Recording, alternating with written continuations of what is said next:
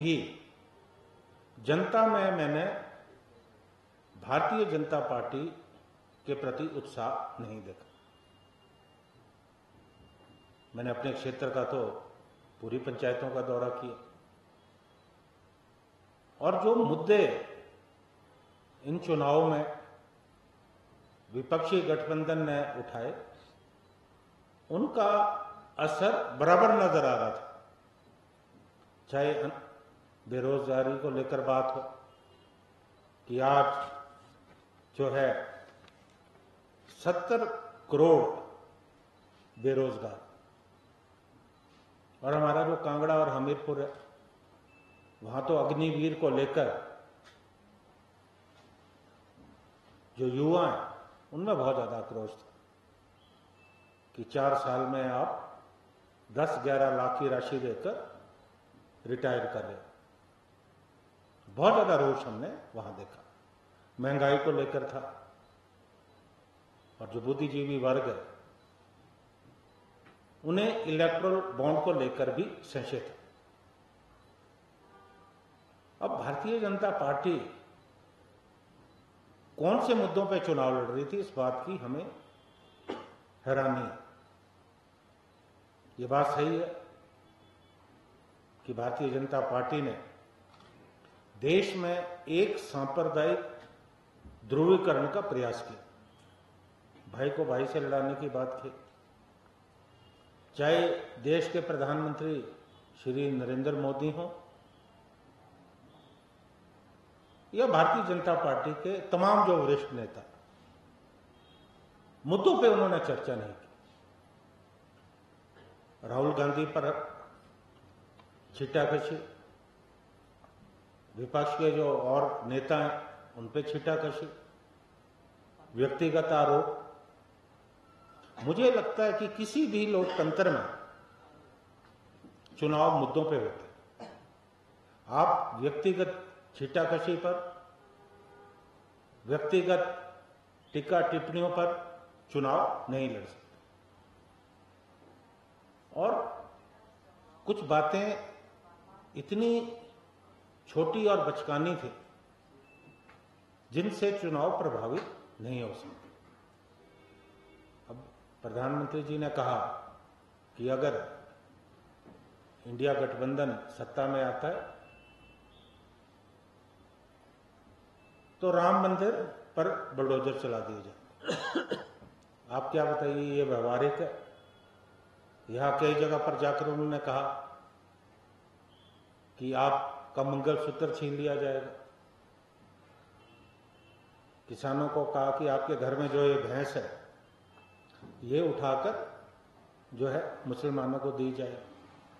कुल मिलाकर इतनी छोटी बातें और इतना बड़ा लोकतंत्र,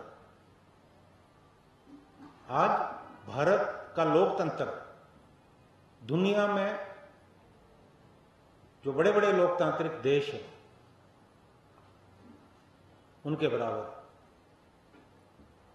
कहां तो हमें और गंभीर और मच्योर होने की जरूरत थी, कहां हम छोटे छोटे मुद्दों को लेकर हमारे जो सत्ता पक्ष के लोग हैं वो चुनाव लड़ रहे थे। और कांग्रेस ने एक बात कही जो हमारा गठबंधन था कि आज देश के लोकतंत्र पे खतरा है, आज संविधान पे खतरा है। और पूरे तथ्यों के साथ हम जनता के बीच में गए और जनता ने उन मुद्दों को न केवल पकड़ा, उन मुद्दों का असर भी रहा। जिस तरह से विपक्ष के नेताओं को 2-2 मुख्यमंत्री जेल के अंदर और तमाम दूसरे विपक्ष के नेता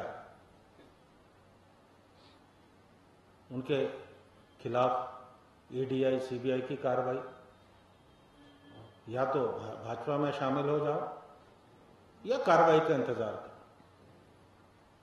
और पूरे देश में ऐसे लोग जिन पर भारतीय जनता पार्टी सबसे ज्यादा आरोप लगाती थी भ्रष्टाचार के, उन लोगों को भाजपा में शामिल किया।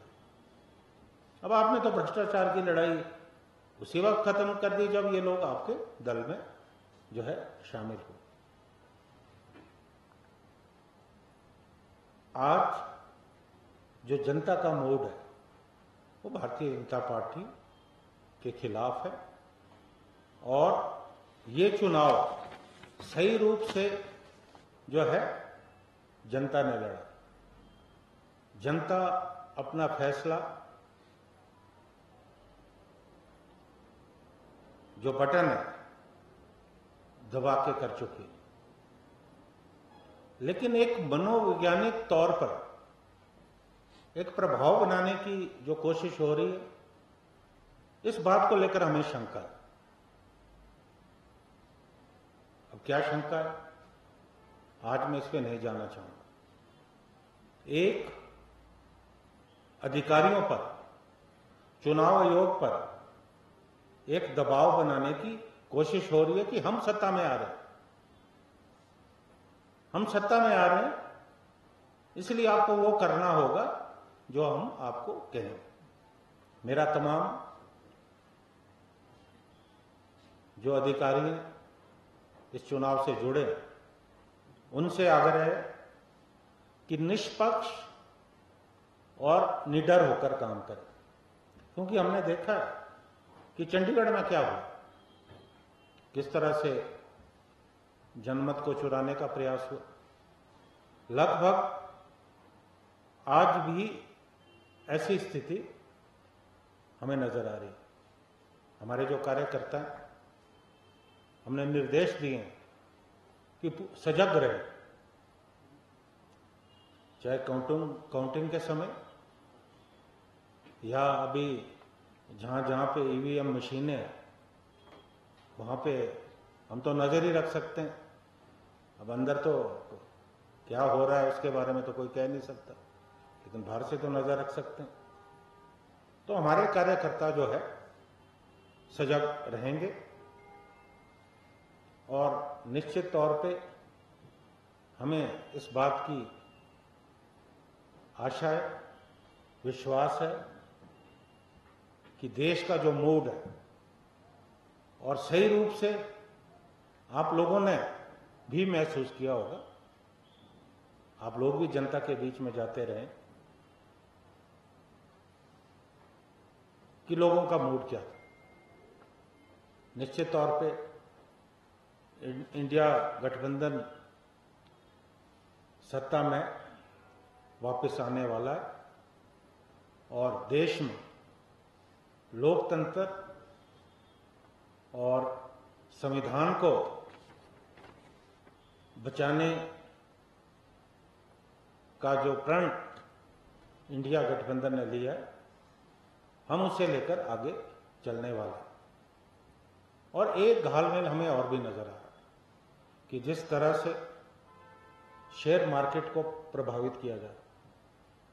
आज आप सेंसेक्स और निफ्टी को देखें, आज अडानी जी के भाव बहुत ज्यादा बढ़ गए। तो कहीं ना कहीं ये भी एक कवायद थी कि किस तरह से माहौल जो है बनाया जाए। कई जगह सट्टा बाजार भी है।